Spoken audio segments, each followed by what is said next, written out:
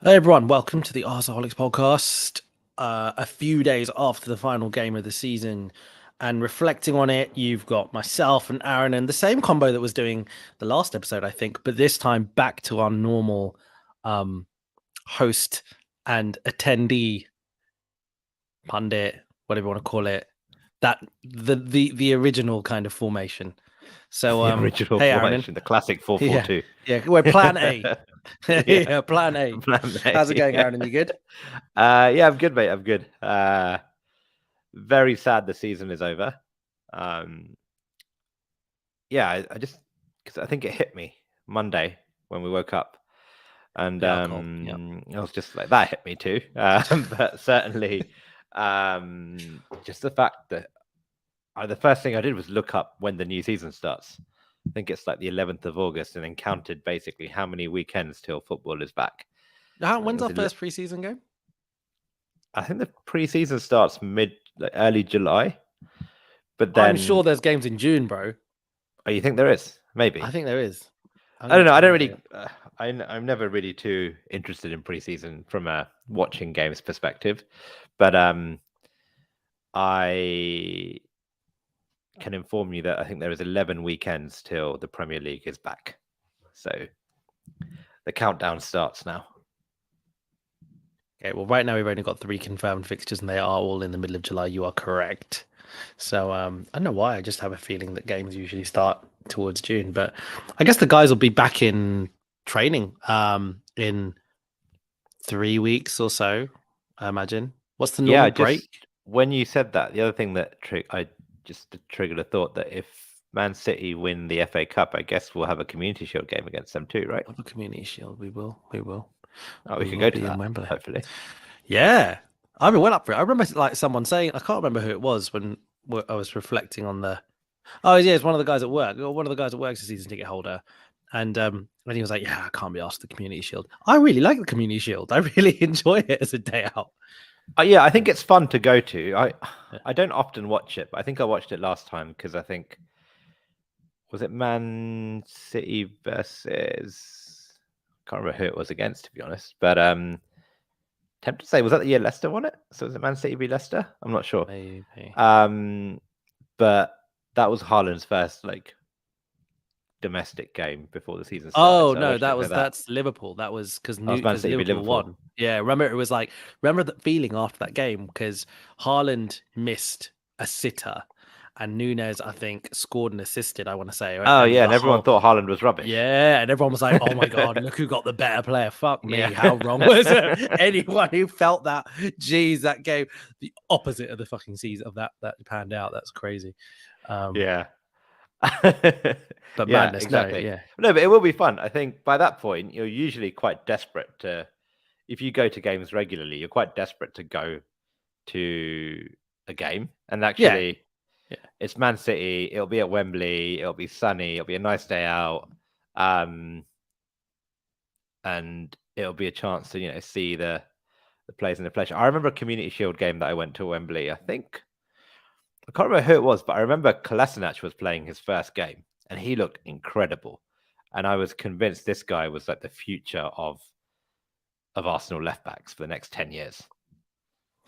It was like that free transfer. I remember thinking it was like incredibly astute at the time, and he did score, didn't he? He scored. Did he score? He might I have scored. think he scored. Yeah. I think he scored. I think it was a header. It was like a cross came in, and I think it was a header. And that set a trend, didn't it? Because he was scoring quite a few games, doing really well. He was like this real force. Yeah. Jeez, how things changed. And then he just got figured out, and he became rubbish for whatever reason. Yeah, he got really bad. He got really bad really quickly, didn't he? Yes. Yeah, really I can figure out how that, because I remember when we signed him. Sorry, we're like really going way off agenda right now. Just reflecting on post-season content. Yeah, I know, like whatever. Yeah. Sorry, folks. This is just real indulgent post-season content. Yeah, because I remember it kind of because we signed him, and then it was we thought that we might be getting a new manager around that time. Do you remember? And it was and everyone thought, and there was rumors around Allegri joining. And if Allegri joined, then people were talking about maybe going to 3 at the back, and Kolasinac played wing back in that system for Schalke like that season, and so it was like, oh, this is a sign. We're bringing in like this, and it was an astute signing though at the time, right? Because it was a free transfer, and he was left back he was in team of the season, I think, in the Bundesliga that season. Yeah. We paid a decent amount of money for him, I think. No, it's a free transfer, mate. Was it actually? But I thought you sure? Yeah. Oh. I remember it was like really astute.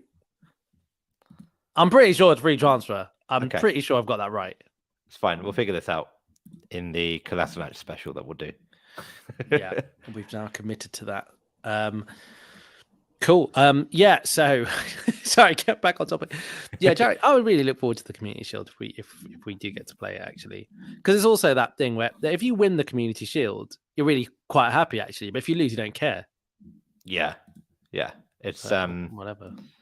Yeah, it's a bit of a weird one because I think either way you'll be like, if you win it, you'll be like, oh yeah, it's a Community Shield, and people say it counts as a trophy, and we win something else, we'll say we did the double that year, and but then if you don't win it, then it's a cultural thing, because Jurgen Klopp spoke about that a while ago. Didn't you remember, where he was basically saying he's so confused that in England people don't think that the Charity Shield is a big deal, because he was saying in Germany it's a massive deal. It's like he's like, it's the team that wins the league against a team that wins a cup, like that is a big fixture. Yeah, like that's a genuine trophy. He's like, everyone here doesn't really rate it. Why do you think that is? I don't know. I think they keep changing the name, and it used to be called the Charity Shield. I remember like a couple of Charity Shield games like in the 90s against Man United when I was a kid, and they were really fun games. And I don't know. I think it kind of gets in the way of a few things. I don't know if we make the Charity Shield, does that mean the Emirates Cup is not happening? That's the real question.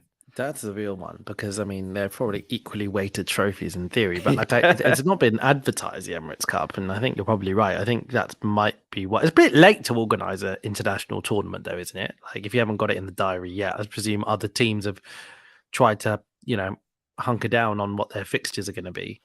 I reckon it's one of those where if we make it, or if we make it, but I guess if Man City make it, then they'll just bin it off. Otherwise, they'll probably have someone in reserve ready.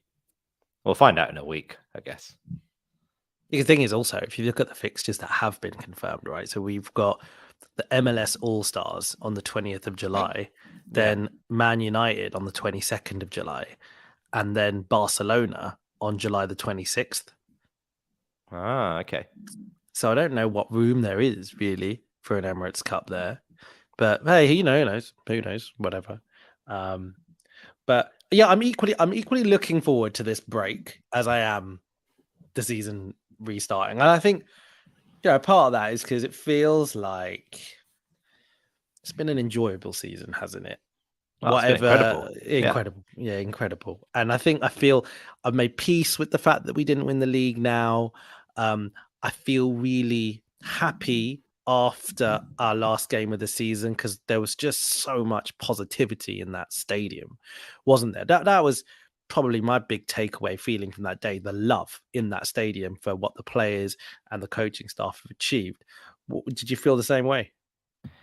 Yeah, I think it's basically what you said. I think a lot of fans have made peace by that game, and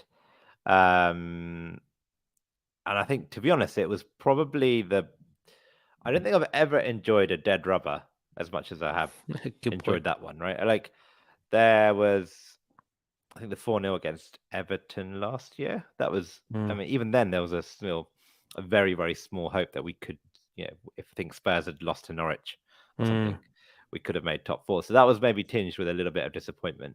But this was just really fun. Like, it was a nice day out. Everyone was in good spirits, mainly because people have been drinking in the sun for many, many hours before, which always helps. And the atmosphere was, honestly, it was like really, really good. It felt like a proper game. like a big league game. So yeah, and it was good. The atmosphere was really good. And then everyone was there for a story, right? Everyone was there to say goodbye to Granit Xhaka. That was a narrative, right? And the fact that he not only scored one but scored two, which apparently is the first time in his career he's ever scored two goals. No way. In a single game. Oh, for Yeah, in a really? single game. Wow. So for him, this is basically like a hat trick. And So he the should have fact that got he a hat did trick. that, And he yeah, should have he got should have one. got a hat trick. You're right. So the fact that he did that, it was a nice day. Saka scored, and then we had the lap of honor, the incredible reception for Mikel Arteta at the end, which I thought was so loud that he basically couldn't speak for a couple of minutes because everyone was just singing his name. So yeah, it was just real good fun, good vibes, and it was a really nice way to end what is a very, very good season in the Premier League. And I think that's agree. what this team deserved. I think I said it last week that it would be a real shame if this team wasn't allowed to go out on high for this season. So I'm really glad this team got the send off it deserves and the recognition from the fans that we did good this year. Definitely. And that we almost did something incredible. It would have meant a lot to the players, don't you think? And the manager and the coaching staff, the reaction they got in that game. Like it was, they must know that the fans would have been really disappointed at how the season ended. And you never know. Like, they may have been thinking, yeah, I know that the fans are disappointed, but did they feel that we really, really, really let them down? But I think they would have walked away from the Emirates on Sunday night really feeling that there was not that sense within the fan base that was there. The way that we applauded the lap of honor, the way that we were cheering during the game, the way that, like you mentioned, Arteta could barely say a word of his speech because it was just so loud. I'm really proud of our fan base because I feel like even though that was genuine, yeah, and it wasn't like everyone had this ulterior motive to try and motivate the team necessarily. I feel like it was just a really genuine reaction from the fans.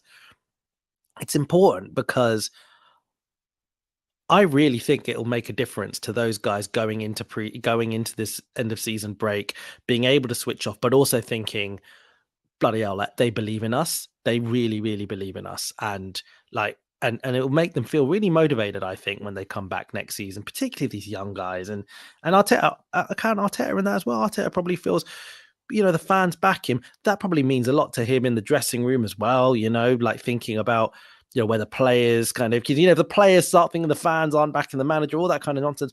I think it was a really great vibe and send off.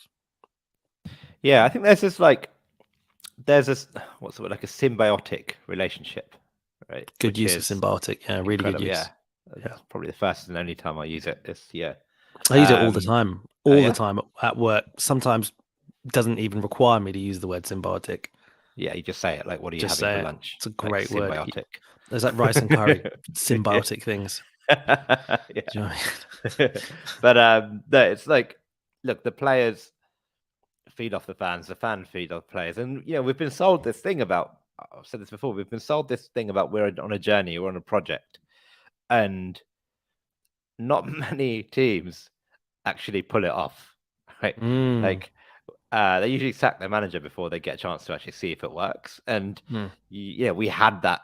There was a period where Arteta was, his position was in doubt, right? Because we were 2 years into that project and we were languishing around 8th, and everyone was like, "What the hell's going on?" And I don't really see it in terms of results. Like we could see it in the performance, we could see it in terms of what he was trying to do, but it wasn't coming off. And then, all of a sudden, we get close to, I think we get close to Europe in his first full season, but we narrowly miss out. Then we easily get Europe, but we narrowly miss out on the Champions League. Then we easily get the Champions League, but we qualify for the Champions League, but we narrowly miss out on the league. So I think everyone's just really excited about what happens next season now. Like if we keep improving, do we win the league and narrowly miss out on the Champions League next year?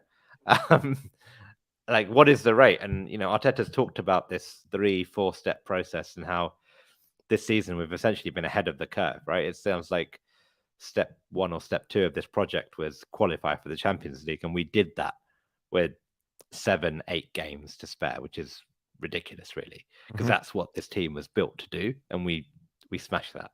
So yes, there's disappointment we didn't win the league, and we've discussed all of those reasons why. But ultimately, it was just a time to celebrate, and I think everyone kind of did. Yeah, definitely. And in terms of reasons to celebrate, talked about the good season, but the Xhaka situation is quite funny, right?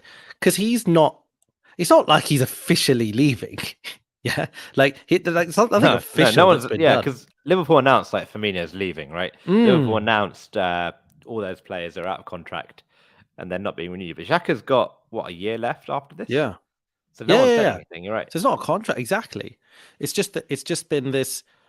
It's been leaked through good tier sources. In the Fabrizio Romano and others have been very explicit about it. I think Arteta had sort of alluded to like a we'll see type thing. And I think because no one's come out and outright denied it, because there's nothing that has been subsequently leaked to the press to outright deny it, I think everyone's just accepted that he is leaving. Do you reckon that was deliberate? So he could get a send-off? Maybe. Yeah, maybe. Because the club can't make an official announcement to say Granit Xhaka, like we've agreed a transfer fee, because we might not even have agreed a transfer fee, right? Officially.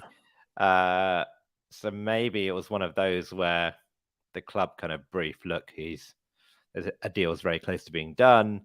He's basically off this summer, and it allowed him to kind of have the send off. Because if we just found out, like in 3 days' time, everyone would be like, "Oh, it's a bit of a weird way to go." So I think if it was deliberate, I'm glad they did it, because I think he did deserve a send off, like because he's had a good season and because of the story and the man that is Granit Xhaka. Great story. The enigma. And he did you a lot of personal favors. Yes. On the weekend, didn't he? Exactly. So background, we, the 4 Arsaholics, me, you, Raj, Mize, Nero, we have a fantasy football draft league, which is, if you haven't played it, you basically at the start of the season pick your player, and if you pick that player, no one else can pick that player, and you go in order. You basically, like a NFL draft type thing, you pick your players, right? So start of the season, for some reason, I'm still not sure how this happened, Mize has ended up with Haaland and Kane up front in his team, and he's obviously just stuck with that all season. So he, with basically zero effort, was tied in with me in first place, because all he had to do was basically turn up and he'd get a minimum of like however many points he did. So it was very, very close. And I drafted in one of the unpicked players, because he was obviously not one of the top midfielders in fantasy football, was Granit Xhaka, and he showed up. A boy came good. What a story! What a story! So I managed to win that league by a couple of points.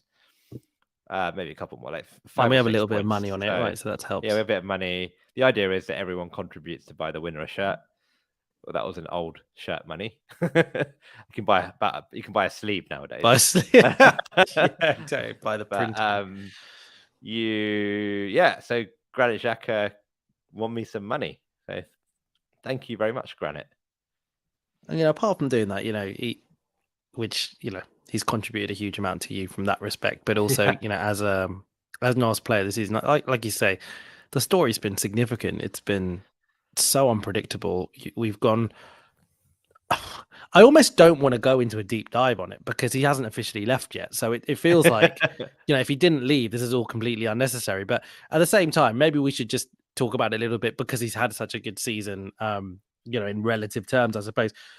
Yeah, I suppose if I try and summarize, right, he was signed at a time, he was a very young Borussia Mönchengladbach captain that we signed. Not most fans didn't really know that much about him, but he was signed in the Wenger era, became a mainstay in that midfield, in that central midfield. I think at the beginning, everyone thought, Generally, the fans were quite pleased with him, but then it felt like over time it became a little bit more divisive. But the fact is, he started under Wenger, Emery came in, he started under Emery, he started under Freddie for that very brief period after Emery, and he started under Arteta. Arteta, according to Xhaka, Arteta effectively begged him to stay when Arteta took over. Said, please stay, give me a season, and just really, really begged him. So that in a brief articulation there, I think indicates that he's a player that managers have loved. They've all tended to play him in a certain type of role, which has brought in some hairy moments because he's someone who's proved to be fairly rash in his defending. He's quite instinctive.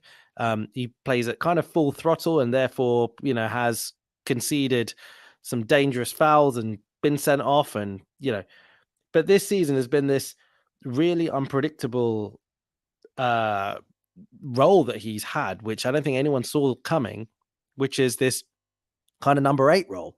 So he's been playing in a progressed role, in a role where, when we are in possession, we tend to basically go 5 up top. And he tends to be one of those players. No one saw that coming. He's done really well. I wouldn't say phenomenally well, but he's done really well. Much better than anyone expected him to, particularly I think in that first half of the season where I think he was scoring a fair amount of goals. It's been such an interesting journey, hasn't it, Aaron? Like, do you feel a sense of regret that we didn't use him in a role like this previously? Do you think that other managers, should have known and should have done better? Yeah, it's easy to say that in hindsight.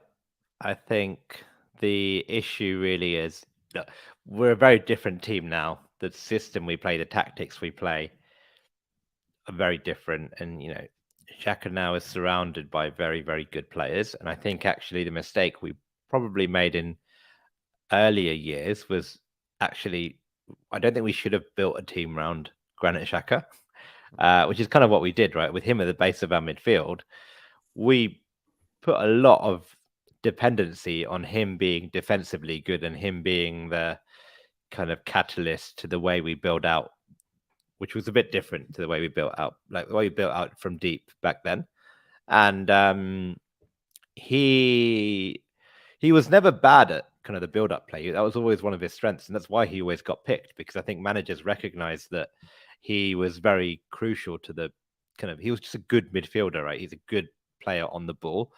But the first 4 or 5 years of his season, like his time with us, was always about the errors, right? Always about the errors and the tantrums. And I've said this a few times, Granit Xhaka is great, but you kind of accept that he costs you 3 to 6 points every season because he just does something dumb. And actually moving him forward gets the best out of him. It minimizes his liabilities. But actually, I think just as a player, he's just become more sensible. And we've surrounded him with better players. And, you can see the limitations in his game. Like, I think you've said this a few times now, Raj. If you get Granit Xhaka and you replace him with a goal-scoring midfielder in that position, you really add a lot to the team. And he's not that. So we've kind of seen where he goes. But no, I'm glad. Like, I've always said that we should sell him this summer. And I'm glad he can go like this because it helps financially that we're selling a good player, a good Premier League midfielder now. And just in terms of his story, like all the stuff that went on, it's I'd rather he went out on a high like this than the way someone like Özil or Aubameyang went out, which was a very different vibe. It's a really good point. He's definitely leaving on a high, isn't he? Like you say, some of those players that you mentioned contributed way more statistically than Xhaka did to the success of Arsenal, but have left as very maligned figures. So it's a really good point. The thing that surprised me about his potential departure is it does sound like it's been driven by him. Whether that's true or not, because it could be very untrue, and it could actually be that he prefers this narrative and the club are fine with that narrative. It sounds very much like it's something that he has decided that he wants to do. The bit that surprised me is that he's not played Champions League football with Arsenal. And is that true? is it? I I thought it feel was like true. I think he's never finished in the top 4, but I feel like his first season when he joined, we were in the Champions League.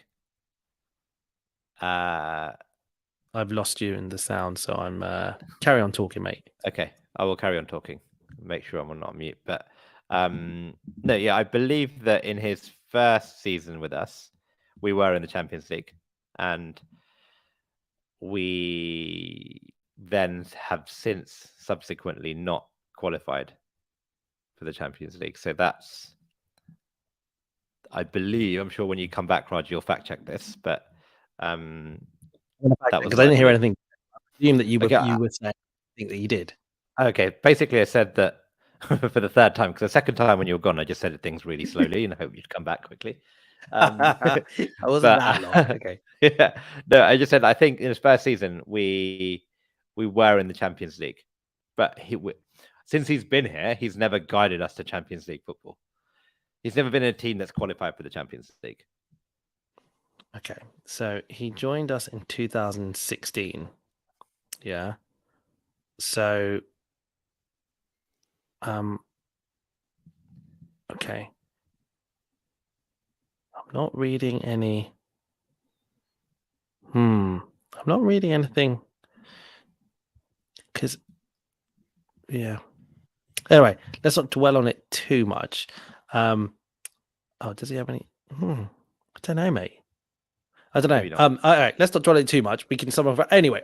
So, all right, let's whatever. Okay, I suppose whatever the case, let's just say let's say he did or he didn't. I was surprised that given that we've now qualified for the Champions League after this hiatus, that he didn't feel like there was a last hurrah with Arsenal left. But perhaps he knew and he saw the writing on the wall that we're trying to get in new central midfielders and didn't want to have a season as a bit part player. I'm again a bit surprised at it. But there are rumors of other reasons. There are rumors that his for family reasons he wants to go back there. I think it's a bit hot.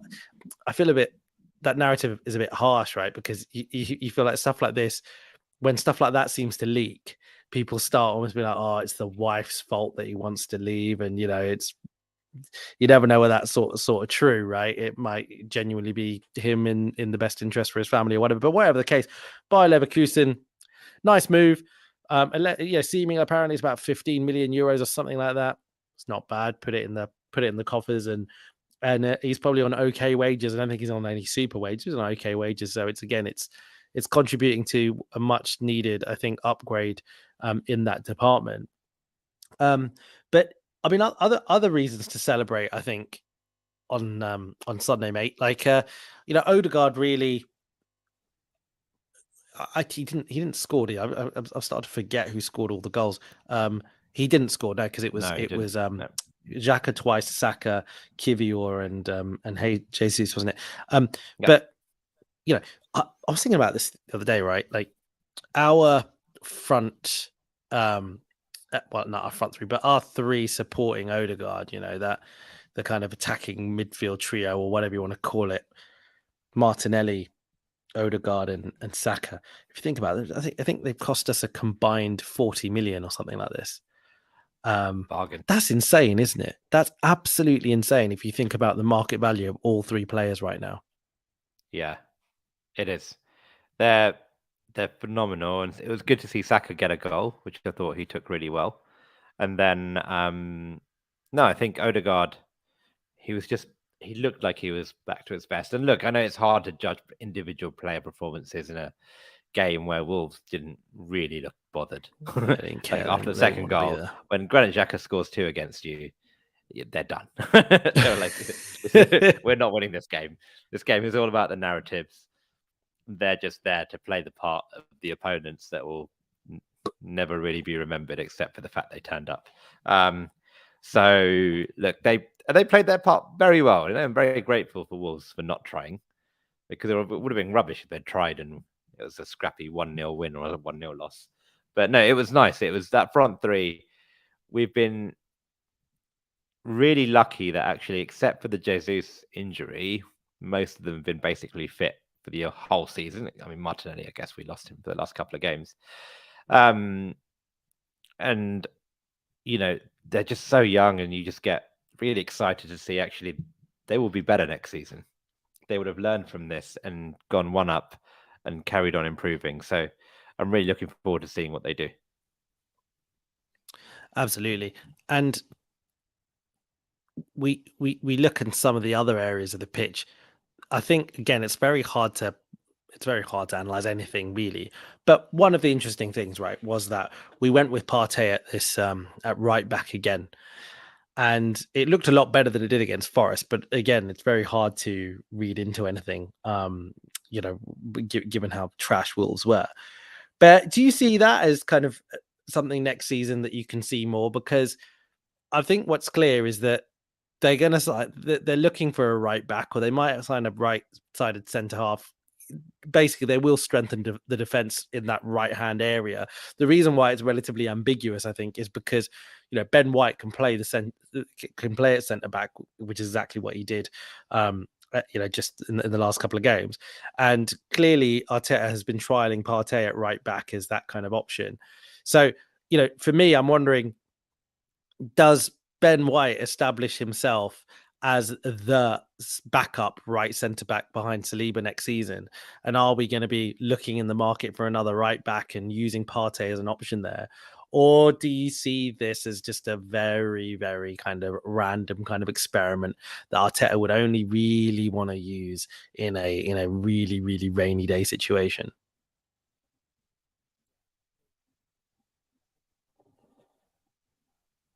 I can't hear you again. I don't know if that's me.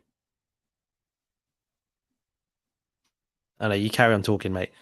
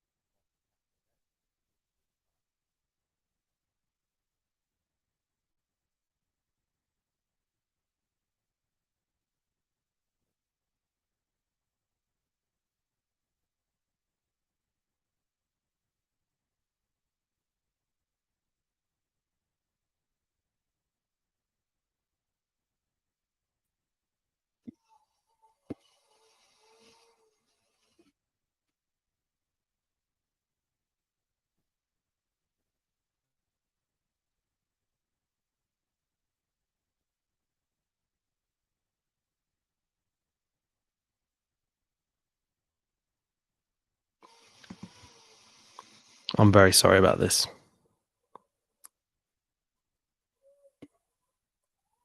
I still can't hear you.